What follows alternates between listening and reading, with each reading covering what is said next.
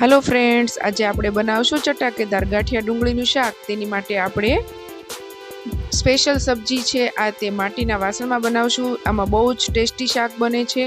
તો તેની માટે આપણે તેમાં જોઈતા પ્રમાણમાં તેલ લઈ લીધું છે। તેમાં હિંગ હળદર નાખી આપણે લીલી ડુંગળી નાખી દઈશું અને સરસ સારી રીતે મિક્સ કરી તેમાં એક કાપેલું ટમેટું નાખીશું અને ત્યાર પછી તેમાં મિક્સ કરી સ્વાદ મુજબ મીઠું, लाल सूका मरचा नाखीशू और लसणवाळुं मरचुं नाखी सारी रीते मिक्स करी लेशुं और मरचुं सतळाई जाए एटले आपणे एमां जोईता प्रमाणमां पाणी नाखी देशुं।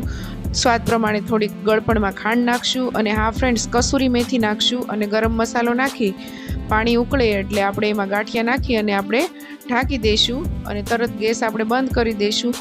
एटले एकदम सरस शाक बनीने रेडी थई गयुं छे। तो फ्रेंड्स, तमे जोई शको छो गांठिया डुंगळीनुं चटाकेदार शाक बनीने रेडी छे। आ भाखरी अने बाજરાના રોટલા સાથે ખાવાની ખૂબ જ મજા આવે છે। તો ફ્રેન્ડ્સ, તમને આ કાઠિયાવાડી ગાંઠિયા ડુંગળી શાકની રેસીપી ગમી હોય તો અમારા વિડીયોને લાઇક, શેર અને સબસ્ક્રાઈબ કરજો અને અમારા આવા જ વિડીયો જોતા રહેજો।